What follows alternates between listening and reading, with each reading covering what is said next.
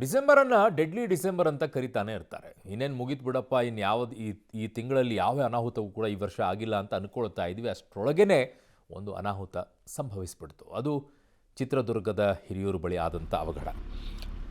5 ದಿನ ಕಳೆದಿದ್ದರೆ ಡಿಸೆಂಬರ್ ಮುಗಿದು ಹೋಗ್ತಿತ್ತು. ಯಾವ ಅನಾಹುತಗಳು ಕೂಡ ಆಗಲಿಲ್ಲ. ಆದರೆ ನಸುಕಿನ ಜಾವ ಆರಂಭವಾಗುವ ಹೊತ್ತಿನಲ್ಲಿ ಜವರಾಯ ಅಟ್ಟಹಾಸ ಮೆರೆದಿದ್ದಾನೆ. ಡಿಸೆಂಬರ್ನಲ್ಲೇ ಆಗೋಗಿದೆ. ಸುಖನಿದ್ರೆಯಲ್ಲಿ ಪ್ರಯಾಣವನ್ನು ಬೆಳೆಸ್ತಾ ಇದ್ದಂಥವರು ಚಿರನಿದ್ರೆಯಲ್ಲಿ ಯಮನ ಊರಿಗೆ ತೆರಳಿದ್ದಾರೆ. ಆಂಧ್ರ ಪ್ರದೇಶದ ಕರ್ನೂಲ್ ಬಸ್ ದುರಂತ ಮಾಸುವ ಮುನ್ನವೇ ಚಿತ್ರದುರ್ಗ ಜಿಲ್ಲೆ ಹಿರಿಯೂರಲ್ಲಿ ಘೋರ ದುರಂತ ಆಗಿದೆ. ಬೆಂಗಳೂರಿಂದ ಗೋಕರ್ಣಕ್ಕೆ ತೆರಳುತ್ತಾ ಇದ್ದಂಥ ಸೀಬರ್ಡ್ ಸ್ಲೀಪರ್ ಬಸ್ ಹೊತ್ತಿ ಉರಿದಿದೆ. ಗೊರ್ಲತ್ತು ಕ್ರಾಸ್ ಬಳಿ ಎದುರುಗಡೆಯಿಂದ ಯಮನಂತೆ ಲಾರಿ ಡಿವೈಡರ್ ಹಾರಿ ಬಸ್ಗೆ ಡಿಕ್ಕಿ ಹೊಡೆದಿದೆ. ದುರಂತದಲ್ಲಿ 4 ಮಹಿಳೆಯರು, ಲಾರಿ ಚಾಲಕ ಸಜೀವ ದಹನಗೊಂಡಿದ್ದಾರೆ. ಮೃತರನ್ನ ಬೆಂಗಳೂರಿನ ಬಿಂದು ಮತ್ತು ಅವರ ಪುತ್ರಿ ಗ್ರೇಯಾ, ಚನ್ನರಾಯಪಟ್ಟಣದ ಮಾನಸ, ನವ್ಯ, ಕಾರವಾರದ ರಶ್ಮಿ, ಲಾರಿ ಚಾಲಕ ಕುಲ್ದೀಪ್ ಅಂತ ಗುರುತಿಸಿದ್ದಾರೆ. ಬಸ್ ದುರಂತದಲ್ಲಿ ದೇಹಗಳು ಸುಟ್ಟು ಕರಕಲಾಗಿವೆ. 32 ಜನ ಪ್ರಯಾಣ ಮಾಡ್ತಾ ಇದ್ರು. ಘಟನೆಯಲ್ಲಿ 25 ಜನರಿಗೆ ಗಾಯ ಆಗಿದೆ. ವಿವಿಧ ಆಸ್ಪತ್ರೆಗಳಲ್ಲಿ ಚಿಕಿತ್ಸೆಯನ್ನು ನೀಡಲಾಗ್ತಾ ಇದೆ. ಬಸ್ಗೆ ಬೆಂಕಿ ತಗುಲ್ತಾ ಇದ್ದಂತೆ ಬಸ್ ಚಾಲಕ, ನಿರ್ವಾಹಕ ಮತ್ತು ಕೆಲವರು ಬಸ್ನಿಂದ ಹೊರ ಜಿಗಿದು ಬಚಾವಾಗಿದ್ದಾರೆ. ಇನ್ನು ಬಸ್ ಚಾಲಕ ಮೊಹಮ್ಮದ್ ರಫೀಕ್ ಅಪಘಾತದ ಭೀಕರತೆಯ ಬಗ್ಗೆ ಎಳೆಯಾಗಿ ಬಿಚ್ಚಿಟ್ಟಿದ್ದಾರೆ. ಏಕಾಏಕಿ ಲಾರಿ ಬಂದು ಬಸ್ಗೆ ಡಿಕ್ಕಿ ಹೊಡೆತು. ಅದನ್ನು ತಪ್ಪಿಸೋಕೆ ಹೋದಾಗ ಪಕ್ಕದಲ್ಲೇ ಬಸ್ ಇತ್ತು. ಸೀದಾ ಲಾರಿ ಡೀಸೆಲ್ ಟ್ಯಾಂಕ್ಗೆ ಗುದ್ದಿದೆ. ಆ ಕ್ಷಣದಲ್ಲಿ ಏನಾಯಿತು ಅನ್ನೋದು ಗೊತ್ತಾಗಲಿಲ್ಲ ಅಂದಿದ್ದಾರೆ. ಇನ್ನು ಕ್ಲೀನರ್ ಸಾದಿಕ್, ರಾತ್ರಿ ನಾನು ಮಲಗಿದ್ದೆ, ಡಿಕ್ಕಿ ಹೊಡೆದ ರಭಸಕ್ಕೆ ಬಸ್ನಿಂದ ಹೊರಬಿದ್ದೆ, ನೋಡ್ತಾ ಇದ್ದಂತೆ ಬಸ್ ಹೊತ್ತಿ ಉರಿದಿದೆ. ಸ್ಥಳೀಯರು ನಮ್ಮ ಸಹಾಯಕ್ಕೆ ಬಂದರು ಅಂದಿದ್ದಾರೆ. ಹೊತ್ತಿ ಉರಿತಾ ಇದ್ದಂಥ ಬಸ್ನ ಹಿಂದೆ ಇದ್ದಂಥ ದಾಂಡೇಲಿಗೆ ತೆರಳುತ್ತಾ ಇದ್ದ 42 ಮಕ್ಕಳಿದ್ದಂಥ ಶಾಲಾ ಮಕ್ಕಳಿದ್ದಂಥ ಬಸ್ಗೂ ಕೂಡ ಬೆಂಕಿ ಹತ್ತಿದೆ. ಶಾಲಾ ಬಸ್ಸು ಹೆದ್ದಾರಿಯ ಬೇಲಿ ಕಿತ್ಕೊಂಡು ಚರಂಡಿ ದಾಟಿ ಆ ಕಡೆಗೆ ಹೋಗಿದೆ. ಅದೃಷ್ಟವಶಾತ್ ಅಲ್ಲಿದ್ದಂಥ 42 ಮಕ್ಕಳಿಗೆಲ್ಲಿ ಯಾರಿಗೂ ಕೂಡ ಯಾವುದೇ ರೀತಿಯಾದಂಥ ಗಾಯ, ಪ್ರಾಣಾಪಾಯ ಏನೂ ಆಗಿಲ್ಲ. ಬಸ್ನಲ್ಲಿ 4 ಶವಗಳು ದೊರೆತಿವೆ. 25 ಜನ ನಮಗೆ ಹೊರಗಡೆ ಬದುಕಿದ್ದಾರೆ ಅಂತ ಖಚಿತವಾಗಿದೆ. ಈಗ ನಮ್ಮ ತನಿಖೆಯ ವೇಳೆ ಏನಾಗಿದೆ ಅನ್ನೋದನ್ನ ನಾವು ಕಂಡುಕೊಳ್ಬೇಕಾಗಿದೆ. ಮೇಲ್ನೋಟಕ್ಕೆ ಅಜಾಗರೂಕತೆಗೆ ಏನು ಓವರ್ ಸ್ಪೀಡ್ ಕಾರಣನ ಎಲ್ಲವನ್ನ ನೋಡ್ತಾ ಇದ್ದಾರೆ. ಯಾವ ರೀತಿ ಅಪಘಾತ ಆಗಿದೆ ಅಂತ ಹೇಳಿ ಅದನ್ನ ರೀಕನ್ಸ್ಟ್ರಕ್ಷನ್ ಮಾಡಿ ನೋಡಿ ಒಂದು ಖಚಿತವಾದ ಅಭಿಪ್ರಾಯವನ್ನು ಕೊಡ್ತಾರೆ. ನಮಗೆ ಸಿಕ್ಕಿರುವಂಥ ಬಾಡಿಗಳು ಕೂಡ 4 ಅಡಲ್ಟ್ ಬಾಡಿ ಮತ್ತು 1 ಮಗುದು ಬಾಡಿ ಇದೆ. ಸೊ ಒಟ್ಟಾರೆಯಾಗಿ ಬಸ್ನಲ್ಲಿ 4 ಜನ ಅಡಲ್ಟ್ಸ್ ಮತ್ತು ಒಬ್ಬ ಚೈಲ್ಡ್ ಮೃತಪಟ್ಟಿದ್ದಾರೆ. ಲಾರಿನಲ್ಲಿ 1 ಲಾರಿ ಡ್ರೈವರ್ ಮೃತಪಟ್ಟಿದ್ದಾರೆ. ಡ್ರೈವರ್, ಕಂಡಕ್ಟರ್ ಇಬ್ಬರು ಸರ್ವೈವ್ ಆಗಿದ್ದಾರೆ.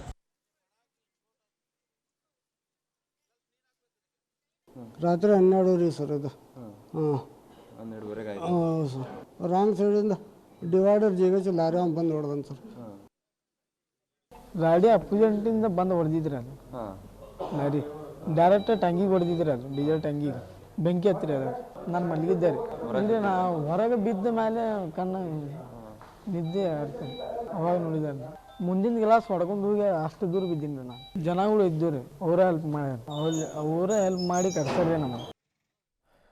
ನೂರಾರು ಕನಸುಗಳನ್ನು ಕಟ್ಕೊಂಡು ಬಾಳಿ ಬದುಕಬೇಕಾಗಿದ್ದಂಥವರು ಅಗ್ನಿ ನರ್ತನಕ್ಕೆ ಗುರುತು ಸಿಗದಂತೆಯೇ ಬೆಂದು ಹೋಗಿದ್ದಾರೆ. ಗೋಕರ್ಣಕ್ಕೆ ಟ್ರಿಪ್ಗೆ ಅಂತ ಹೊರಟಿದ್ದ ನವ್ಯ, ಮಾನಸ, ರಶ್ಮಿ, ಚಿಕ್ಕ ಮಗು ಗ್ರಿಯಾಳೊಂದಿಗೆ ಪ್ರಯಾಣಿಸ್ತಾ ಇದ್ದಂಥ ಬಿಂದು ಕೂಡ ಸಜೀವವಾಗಿ ದಹನಗೊಂಡಿದ್ದಾರೆ. ಸಾವನ್ನಪ್ಪಿದವರ ಹಿಂದಿನ ಕಥೆ ಇಲ್ಲಿದೆ.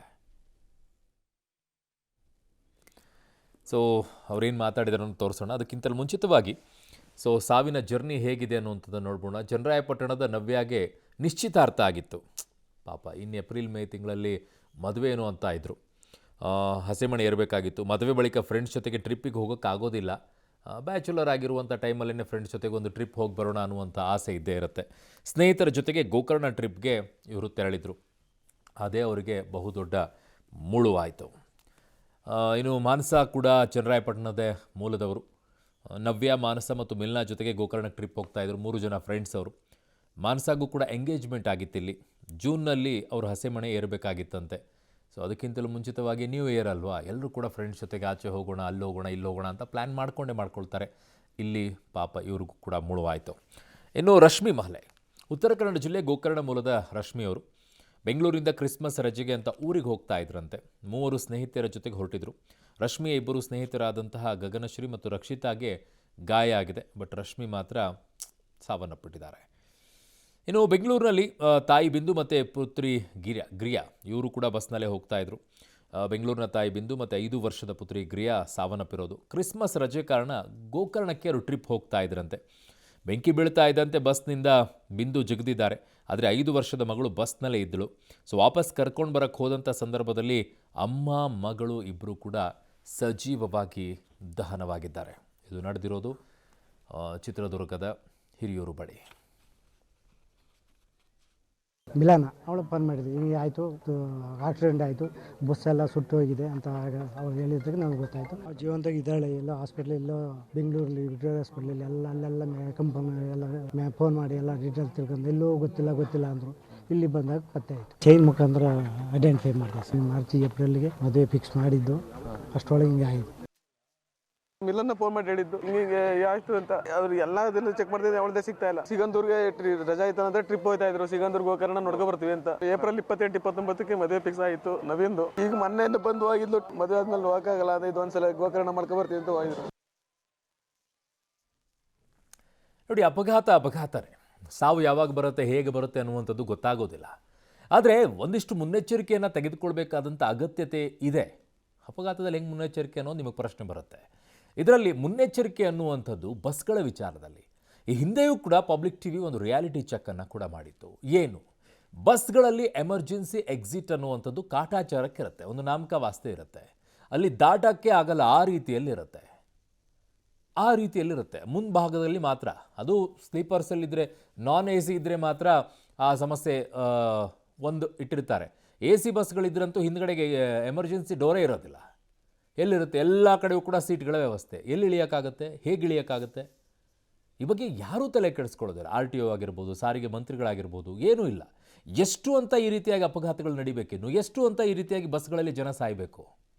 ಆಮೇಲೆ ಬಸ್ಗಳಿಗಂತೂ ಹೇಳೋರು ಕೇಳೋರಿಲ್ಲ, ಆ ರೀತಿಯಾಗಿ ಬಸ್ಗಳಾಗ್ಬಿಟ್ಟಿವೆ. 1, 2 ಯಾವ್ಯಾವುದೋ ಕಂಪ್ನಿಗಳ ಬಸ್ಗಳು ಅಂತ ಕಾಣಿಸ್ಕೊಳ್ಳುತ್ತಪ್ಪ ಇಲ್ಲೇ.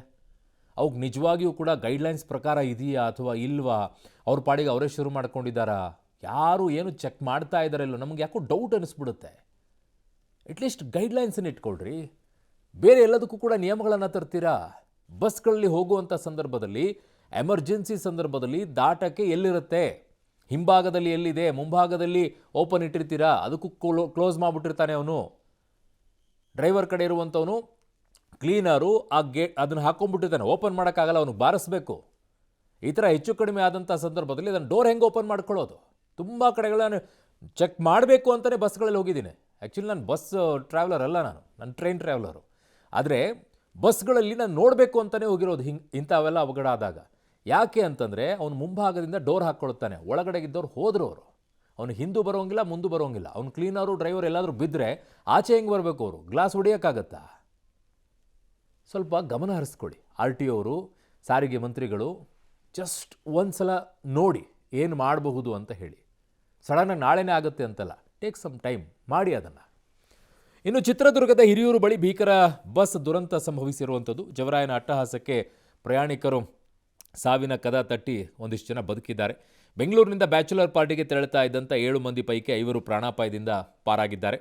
ಮಂಜುನಾಥ್, ಶಶಾಂಕ್, ಸಂಧ್ಯಾ, ಕವಿತಾ, ದಿಲೀಪ್ ಜೊತೆಗೆ ಚಿಕ್ಕ ಮಗುವಿನೊಂದಿಗೆ ಬಿಂದು ಪ್ರಯಾಣಿಸ್ತಾ ಇದ್ರು. ದುರಂತದಲ್ಲಿ ಬಿಂದು ಮತ್ತು ಅವರ 5 ವರ್ಷದ ಪುತ್ರಿ ಈಗಾಗಲೇ ಸಾವನ್ನಪ್ಪಿದೆ, ನಿಮಗೆ ಮಾಹಿತಿ ಹೇಳಿದ್ವಿ. 5 ಪ್ರಾಣಾಪಾಯದಿಂದ ಪಾರಾಗಿದ್ದಾರೆ. ನೋಡಿ ಹೇಗಿರುತ್ತೆ ಅಂತ ಹೇಳಿ. ಸೊ ಬೆಂಗಳೂರಿನಿಂದ ಗೋಕರ್ಣಕ್ಕೆ ಈಶಾ ಹಾಗೂ ಆಕೆಯ ಸ್ನೇಹಿತರು ತೆರಳುತ್ತಾ ಇದ್ರು. ಸಣ್ಣ ಪುಟ್ಟ ಗಾಯಗಳಿಂದ ಈಶಾ ಮತ್ತು ಅಮೃತ ಪ್ರಾಣಾಪಾಯದಿಂದ ಪಾರಾಗಿದ್ದಾರೆ. ಘಟನೆ ನಡೆದ ಬಳಿಕ ಈಶಾ ತನ್ನ ತಂದೆಗೆ ಫೋನ್ ಮಾಡಿ ಮಾಹಿತಿಯನ್ನು ಕೊಟ್ಟಿದ್ದಾರೆ. ಮಧ್ಯರಾತ್ರಿ ಈಶಾ ತಂದೆ ಘಟನಾ ಸ್ಥಳಕ್ಕೆ ಹೋಗಿ ಗಾಯಾಳುಗಳನ್ನು ಕರೆತಂದು ಬೆಂಗಳೂರಿನ ಖಾಸಗಿ ಆಸ್ಪತ್ರೆಗೆ ಚಿಕಿತ್ಸೆಗೆ ದಾಖಲು ಮಾಡಿದ್ದಾರೆ. ಈಶಾ ತಾಯಿ ಮಾತನಾಡಿ, ನಮ್ಮ ಮಕ್ಕಳು ಅಪ್ಪರ್ ಸೀಟ್ನಿಂದ ಜಿಗಿದು ಜೀವ ಉಳಿಸಿಕೊಂಡಿದ್ದಾರೆ. ಡ್ರೈವರ್ ಹಿಂಬದಿ ಸೀಟ್ನಲ್ಲಿದ್ದವರು ಸಾವನ್ನಪ್ಪಿದ್ದಾರೆ ಅಂತ ಮಾಹಿತಿ ಕೊಟ್ಟಿದ್ದಾರೆ. ಬಸ್ ದುರಂತದಲ್ಲಿ ಪಾರಾದಂಥ ಉತ್ತರ ಭಾರತ ಮೂಲದ ಬೆಂಗಳೂರಿನ ಹೇಮರಾಜ್ ಕುಟುಂಬ ಪಾರಾಗಿದೆ. 8 ವರ್ಷದ ಮಗು ಜೊತೆಗೆ ಗೋಕರ್ಣಕ್ಕೆ ಹೋಗ್ತಾ ಇದ್ರು ಹೇಮರಾಜ್ ಕುಟುಂಬ. ಬೆಂಕಿ ಹತ್ಕೊಳ್ತಾ ಇದ್ದಂತೆ ಕಿಟಕಿಯಿಂದ ಫಸ್ಟ್ ಮಗನ್ನ ಆಚೆಗೆ ತಳ್ಳಿದ್ದಾರೆ. ಅದಾದ ನಂತರ ಹೆಂಡತಿಗೆ ಜಿಗಿಯಕ್ಕೆ ಹೇಳಿದ್ದಾರೆ. ಅದಾದ ನಂತರ ಅವರು ಜಿಗಿದಿದ್ದಾರೆ. ಹೇಮರಾಜ್ ದಂಪತಿಯನ್ನು ತುಮಕೂರಿನ ಸಫಾನ್ ರಕ್ಷಿಸಿ ಸ್ವಂತ ಕಾರ್ನಲ್ಲೇ ಕರೆತಂದು ತುಮಕೂರಿನ ಆಸ್ಪತ್ರೆಯಲ್ಲಿ ಚಿಕಿತ್ಸೆಯನ್ನು ನಡೆಸಿದ್ದಾರೆ. ಬಸ್ ದುರಂತದ ಕರಾಳ ಕ್ಷಣವನ್ನು ಗಾಯಾಳು ಕಿರಣ್ ಪಾಲ್ ಬಿಚ್ಚಿಟ್ಟಿದ್ದಾರೆ. ಗಾಢ ನಿದ್ರೆಯಲ್ಲಿದ್ದಾಗ ಬಸ್ ಹೊತ್ತಿ ಉರಿದಿದೆ. ತಕ್ಷಣವೇ ನಾನು ಕಿಟಕಿಯಿಂದ ಜಂಪ್ ಮಾಡಿ ಪಾರಾದೆ. ಅಪಘಾತದಿಂದ ಕಿಟಕಿ ಗಾಜು ಒಡೆದಿತ್ತು, ನಾನು ಕೂಡ ಜಂಪ್ ಮಾಡಿದೆ ಅಂದಿದ್ದಾರೆ.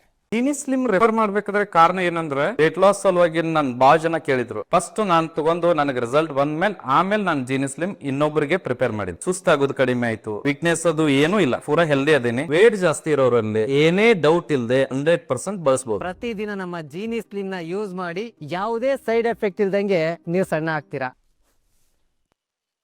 7 ಗಂಟೆಯಲ್ಲಿ ಕಾಲ್ ಬಂತು ನಮ್ಮ ತಂಗಿಯಿಂದ, ಈ ಥರ ಆಕ್ಸಿಡೆಂಟ್ ಆಗಿದೆ ಅಂತ. ಸೊ ಬಂದು ನೋಡಿದ್ರೆ ಈ ಥರ ಎರಡು ಕಾಲ್ಗೂ ಬರ್ನ್ ಆಗಿದೆ. ಸೊ 3rd ಡಿಗ್ರಿವರೆಗೂ ಬರ್ನ್ ಆಗಿದೆ ಅಂತ ಹೇಳಿದ್ದಾರೆ ಡಾಕ್ಟ್ರು. ಟ್ರೀಟ್ಮೆಂಟ್ ಮಾಡಿದ್ದಾರೆ, ಇವಾಗ ಮಲಗಿಸಿದ್ದಾರೆ. ಪ್ರಾಣಕ್ಕೇನು ಅಪಾಯ ಇಲ್ಲ. ಒಂದು 7 ಜನ ಹೋಗ್ತಾ ಇದ್ರು, ಎಲ್ಲ ಕಸಿನ್ಸ್ಗೆಲ್ಲ ನನ್ನ ತಮ್ಮ ಬಂದು ಫ್ಯಾಮಿಲಿ ಫ್ರೆಂಡು. ಸೊ ಒಂದು ಬ್ಯಾಚುಲರ್ ಪಾರ್ಟಿಗೆ ಅಂತ ಹೋಗ್ತಿದ್ದಿದ್ದು. ಸೊ ಅಲ್ಲಿ ಈ ಥರ ಅನಾಹುತ ಆಗಿದೆ. ಸರ್ ನಮಗೆ ರಾತ್ರಿ 2 ಗಂಟೆಗೆ ತಿಳಿತು. 4 ಗಂಟೆ ಅಷ್ಟರಲ್ಲಿ ಅಲ್ಲಿ ರೀಚ್ ಆದ್ವಿ. ಅಷ್ಟರಲ್ಲೇ ನಿಯರೆಸ್ಟ್ ನಮ್ಮ ಫ್ರೆಂಡ್ಸ್ ಅವರಿಗೆ ಹೇಳಿಬಿಟ್ಟು ಅವ್ರನ್ನ ಅಲ್ಲಿಂದ ಫಸ್ಟ್ ಏಡ್ ಮಾಡಿಸಿ ಕರ್ಕೊಂಬರಕ್ಕೆ ಹೇಳಿದ್ವಿ. ನಾವು ಅಲ್ಲಿಂದ ಮತ್ತೆ ಪಿಕ್ ಮಾಡಿ ಇಲ್ಲಿ ಕರ್ಕೊಂಬಂದು ಅಡ್ಮಿಟ್ ಮಾಡಿದ್ವಿ ಅಪೋಲೋದಲ್ಲಿ. ಒಬ್ಬರಿಗೆ ಕಾಲ್ಗೆ ಫ್ರ್ಯಾಕ್ಚರ್ ಆಗಿದೆ, ಇನ್ನೊಬ್ಬರಿಗೆ ಕಾಲ್ಗೆ ಸ್ಟಿಚಸ್ ಬಿದ್ದಿದ್ದಾವೆ. ನನ್ನ ಮಗಳಿಗೆ ಸ್ವಲ್ಪ ಹಣೆ ಮೇಲೆ ಗಾಯ ಆಗಿದೆ, ಸ್ವಲ್ಪ ಪ್ಯಾನಿಕ್ ಆಗಿದ್ದಾರೆ ಮಕ್ಕಳು. My son was going for just a vacation in Gokarna. I just got a call in the night at 2 o'clock that the bus met with an accident. I don't have much details that what has happened and how it has happened because ಈಗಷ್ಟೇ ಮತ್ತೊಂದು ಸುದ್ದಿ ಬರ್ತಾ ಇದೆ. ಅದು ಮೈಸೂರಿನಿಂದ ಅರಮನೆಯ ಮುಂಭಾಗದಲ್ಲಿ ಒಂದು ಬ್ಲಾಸ್ಟ್ ಆಗಿದೆ ಅಂತೆ. ಅದು ಯಾವುದಕ್ಕೆ ಏನು ಅಂತ ಹೇಳಿ ನೈಟ್ರೋಜನ್ ಗ್ಯಾಸ್ ಬ್ಲಾಸ್ಟ್ ಆಗಿರುವಂಥ ಒಂದು ಸುದ್ದಿ ಬರ್ತಾ ಇದೆ. 2 ಮಕ್ಕಳ ಸ್ಥಿತಿ ಗಂಭೀರ ಅಂತಿದ್ದಾರೆ. 2 ಮಕ್ಕಳ ಸ್ಥಿತಿ ಗಂಭೀರ. ಅರಮನೆಯ ಜಯಮಾರ್ತಾಂಡ ಗೇಟ್ ಬಳಿ ಈ ಅವಘಡ ಸಂಭವಿಸಿರೋದು. ಅರಮನೆ ಆವರಣದಲ್ಲಿ ಈಗ ಪೊಲೀಸರು ಪರಿಶೀಲನೆಯನ್ನ ಮಾಡ್ತಾ ಇದ್ದಾರೆ. ನೈಟ್ರೋಜನ್ ಗ್ಯಾಸ್ ಬಲೂನ್ಗಳಿಗೆ ತುಂಬಿದಾಗ ಅದು ಮೇಲ್ಗಡೆಗೆ ಹೋಗುತ್ತೆ, ಹಿಡ್ಕೊಂಡು ಆರಾಮಾಗಿ ಹೋಗ್ಬೋದು. ಮಕ್ಕಳು ಅದ್ರ ತುಂಬ ಆಸಕ್ತಿ ಆ ವಿಚಾರದಲ್ಲಿ ಹೋಗ್ತಾರೆ. ತುಂಬ ಜನ ತಮ್ಮ ಗಾಡಿಗಳಿಗೂ ಕಟ್ಕೊಂಡಿರ್ತಾರೆ. ಸೊ ಅರಮನೆಯ ಜಯಮಾರ್ತಾಂಡ ಗೇಟ್ ಬಳಿ ಅವಘಡ ಸಂಭವಿಸಿದೆ. 2 ಮಕ್ಕಳು ಗಂಭೀರವಾಗಿದ್ದಾರೆ ಅಂತಿದ್ದಾರೆ. ಪರಿಸ್ಥಿತಿ ಬಹಳ ಕಷ್ಟ ಆಗಿದೆ ಅಂತಿದ್ದಾರೆ ಅಲ್ಲಿ. ಸೊ ಜಯಮಾರ್ತಾಂಡ ಗೇಟ್ ಬಳಿ ಆಗಿರುವಂತಹ ಅವಘಡ ಇದು. ಇನ್ನೊಂದಿಷ್ಟು ಮಾಹಿತಿಗಳು ಕೂಡ ಬರಬೇಕಾಗಿದೆ. ಯಾವಾಗ ಸಂದರ್ಭದಲ್ಲಿ ಈ ಸಂಜೆ ಹೊತ್ತಲ್ಲಿ ಆಗಿರುವಂಥದ್ದು, ಅದು ನಿಜವಾಗ್ಲೂ ಕೂಡ ನೈಟ್ರೋಜನ್ ಗ್ಯಾಸ್ ಅದ್ದ ಅಥವಾ ಬೇರೆ ಏನಾದರೂ ಕಾರಣ ಇದೆಯಾ ಅನ್ನುವಂಥದ್ದು, ಆ ಬಗ್ಗೆ ಪರಿಶೀಲನೆಯನ್ನು ಕೂಡ ಈಗ ಪೊಲೀಸರು ಮಾಡ್ತಾ ಇದ್ದಾರೆ. ಸದ್ಯಕ್ಕೆ 2 ಮಕ್ಕಳ ಸ್ಥಿತಿ ಮಾತ್ರ ಗಂಭೀರವಾಗಿದೆ ಅಂತಿದ್ದಾರೆ. ಅರಮನೆಯ ಮುಂಭಾಗದ ಬಳಿ ಆಗಿರುವಂಥದ್ದು ಇದು.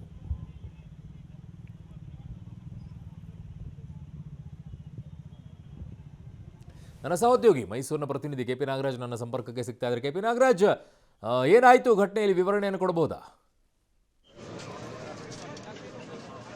ಅರುಣ್, ನಾನೀಗ ಮೈಸೂರು ಪ್ಯಾಲೇಸ್ ಮುಂಭಾಗದಲ್ಲಿ ಮೈಸೂರು ಪ್ಯಾಲೇಸ್ ಮುಂಭಾಗದಲ್ಲಿ ನೈಟ್ರೋಜನ್ ಬಲೂನ್ ಸ್ಫೋಟವನ್ನು ಅಧಿಕೃತವಾದಂಥ ಮಾಹಿತಿಗಳ ಪ್ರಕಾರವಾಗಿ ಒಬ್ಬ ವ್ಯಕ್ತಿ ಮೃತಪಟ್ಟಿರುವಂಥದ್ದು ನೀವೀಗ ಗಮನಿಸ್ತಾ ಇರುವಂಥ ದೃಶ್ಯಾವಳಿಗಳೇನಿದೆ, ಇದು ಸೈಕಲಲ್ಲಿ ನೈಟ್ರೋಜನ್ ಬಲೂನನ್ನು ಇಟ್ಕೊಂಡಿದ್ರು.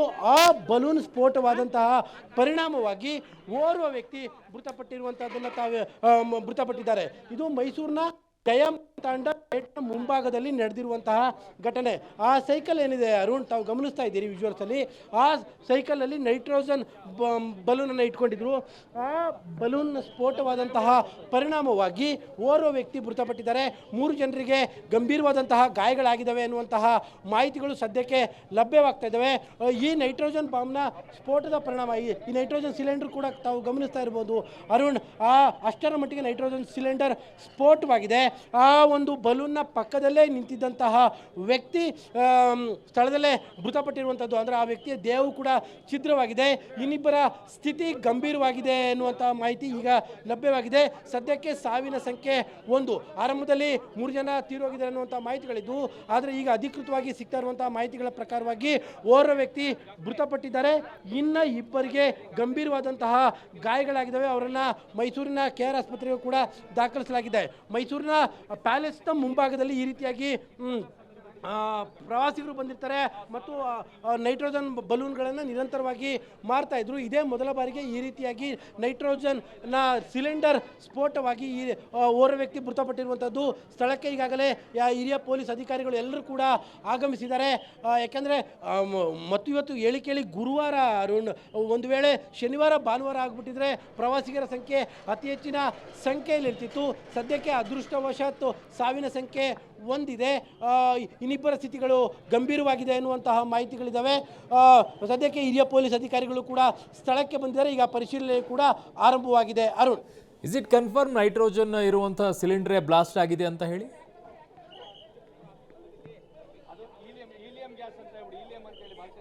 ಎಕ್ಸಾಕ್ಟ್ ಅರುಣ್, ತಾವೀಗ ಗಮನಿಸ್ತಾ ಇರುವಂಥ ದೃಶ್ಯಾವಳಿಗಳು ಅದು ಏನು ಬಲೂನ್ಗೆ ತುಂಬುವಂತಹ ಗ್ಯಾಸ್ ಅನ್ನುವಂಥದ್ದು, ಅಂದರೆ ಅದನ್ನು ಹೀಲಿಯಮ್ಮು ಅಥವಾ ನೈಟ್ರೋಜನ್ ಅನ್ನುವಂಥದ್ದು ಒಂಚೂರು ಕನ್ಫ್ಯೂಷನ್ಸ್ ಇದೆ. ಅದು ಬಲೂನ್ಗೆ ತುಂಬುವಂತಹ ಗ್ಯಾಸ್ ಅನ್ನುವಂಥದ್ದರಲ್ಲಿ ಯಾವ ಅನುಮಾನಗಳಿಲ್ಲ. ಅದರ ಹೊರತುಪಡಿಸಂತೆ ಬೇರೆ ಇನ್ಯಾವುದೂ ಕೂಡ ಇಲ್ಲ. ಅಲ್ಲೊಂದು ದೃಶ್ಯಾವಳಿಗಳನ್ನ ತಾವು ಗಮನಿಸ್ಬೋದು. ಅದು ಒಂದು ಗ್ಯಾಸ್ ಇದ್ದಂತಹ ಒಂದು ಡಬ್ಬದ ಥರದ ಏನು ಗ್ಯಾಸ್ ಸಿಲಿಂಡರ್ ಥರದ ವಸ್ತು ಅದು ಸ್ಫೋಟವಾಗಿರುವಂಥದ್ದನ್ನು ತಾವೀಗ ಗಮನಿಸ್ತಾ ಇದ್ದೀರಿ. ಅಂದರೆ ಬಲೂನ್ಗೆ ತುಂಬುವಂಥದ್ದು ಅದು ನೈಟ್ರೋಜನ್ ಅಂತಾರೆ, ಕೆಲವರು ಹೀಲಿಯಂ ಅನ್ನುವಂಥ ಕನ್ಫ್ಯೂಷನ್ಸ್ ಇದೆ. ಸದ್ಯಕ್ಕೆ ಅದನ್ನು ಹೊರತುಪಡಿಸಿದೆ ಬೇರೆ ಇನ್ಯಾವುದೇ ರೀತಿಯಂಥ ಸ್ಫೋಟಗಳ ಬಗ್ಗೆ ಯಾವುದೇ ರೀತಿಯಂತಹ ಅನುಮಾನಗಳಿಲ್ಲ. ಈಗಾಗಲೇ ಸ್ಥಳಕ್ಕೆ ಹಿರಿಯ ಪೊಲೀಸ್ ಅಧಿಕಾರಿಗಳು ಕೂಡ ಬಂದಿದ್ದಾರೆ. ಎಲ್ಲದರ ಪರಿಶೀಲನೆ ಕೂಡ ನಡೀತಾ ಇದೆ. ಸ್ಫೋಟದ ಪರಿಣಾಮವಾಗಿ ವ್ಯಕ್ತಿಯ ದೇಹ ಸಂಪೂರ್ಣವಾಗಿ ಛಿದ್ರವಾಗಿ ಬಿಟ್ಟಿದೆ. ಅರುಣ್, ಅಷ್ಟರ ಮಟ್ಟಿಗೆ ಸ್ಫೋಟದ ಇದಿತ್ತು. ತಾವು ಮತ್ತೊಂದು ದೃಶ್ಯಾವಳಿಗಳಲ್ಲೂ ಕೂಡ ಗಮನಿಸ್ತಾ ಇದ್ದೀರಿ. ಅದು ಏನು ಸಿಲಿಂಡರ್ ಸ್ಫೋಟವಾಗಿರುವಂತಹದ್ದನ್ನು ತಾವೀಗ ಗಮನಿಸ್ತಾ ಇದ್ದೀರಿ. ಇನ್ನಿಬ್ಬರ ಸ್ಥಿತಿ ಗಂಭೀರವಾಗಿದೆ. ಅದರಲ್ಲೂ ಕೂಡ ಒಂದು ಮಗು ಇದೆ ಅನ್ನುವಂಥ ಮಾಹಿತಿಗಳು ಕೂಡ ಇದ್ದಾವೆ. ಈಗ ಕೆಲವೇ ನಿಮಿಷಗಳ ಹಿಂದೆ ಆಗಿರುವಂತಹ ಘಟನೆ ಇದು. ಸದ್ಯಕ್ಕೆ ಆ ವ್ಯಕ್ತಿ ಯಾರು, ಏನು ಪ್ರವಾಸಿಗನ ಅಥವಾ ಸ್ಥಳೀಯನ ಅನ್ನುವಂಥದ್ದು ಯಾವುದು ಕೂಡ ಇನ್ನೂ ಕೂಡ ಕನ್ಫರ್ಮ್ ಆಗಿಲ್ಲ. ಈಗಾಗಲೇ ಸ್ಥಳೀಯಕ್ಕೆ ಎಲ್ಲ ಪೊಲೀಸ್ ಅಧಿಕಾರಿಗಳು, ಹಿರಿಯ ಪೊಲೀಸ್ ಆಯುಕ್ತರ ಸಮೇತವಾಗಿ ಎಲ್ಲ ಪೊಲೀಸ್ ಅಧಿಕಾರಿಗಳು ಕೂಡ ಎಲ್ಲರೂ ಕೂಡ ಬಂದಿದ್ದಾರೆ. ಸ್ಥಳದಲ್ಲಿ ಈಗ ಮಹಾಜರ್ ಪರಿಶೀಲನೆ ಕೂಡ ನಡೆಸ್ತಾ ಇದ್ದಾರೆ. ಏನು ಇದು ಎಕ್ಸಾಕ್ಟ್ ಆಗಿ ಇದೆ. ಈಗ ಸದ್ಯಕ್ಕೆ ಮೇಲ್ನೋಟಕ್ಕೆ ಸ್ಪಷ್ಟವಾಗಿ ಗೊತ್ತಾಗ್ತಾ ಇರುವಂಥದ್ದು ಬಲೂನ್ಗೆ ತುಂಬುವಂತಹ ಗ್ಯಾಸ್ ಅದು ನೈಟ್ರೋಜನ್ ಅಥವಾ ಹೀಲಿಯಂ ಅನ್ನುವಂಥದ್ದು ಸ್ಪಷ್ಟವಾಗಬೇಕು. ಅದನ್ನು ಹೊರತುಪಡಿಸುತ್ತೆ ಇನ್ಯಾವುದೂ ಇಲ್ಲ. ಪರಿಣಾಮವಾಗಿ ಆ ಒಂದು ಗ್ಯಾಸ್ ಸಿಲಿಂಡರ್ ಸ್ಫೋಟದ ಪರಿಣಾಮವಾಗಿ ಓರ್ವ ವ್ಯಕ್ತಿ ಮೃತಪಟ್ಟಿರುವಂಥದ್ದು, ಸ್ಥಳದಲ್ಲೇ ಮೃತಪಟ್ಟಿದ್ದಾನೆ. ಇನ್ನಿಬ್ಬರ ಸ್ಥಿತಿ ಚಿಂತಾಜನಕವಾಗಿದೆ. ಮೈಸೂರಿನ KR ಆಸ್ಪತ್ರೆಗೆ ಅವರನ್ನು ದಾಖಲು ಮಾಡಲಾಗಿದೆ. ಅರುಣ್, ಓಕೆ, ಹಾಗೆ ಸಂಪರ್ಕದಲ್ಲಿ KP ನಾಗರಾಜ್ ವಾಪಸ್ ಬರ್ತೀನಿ.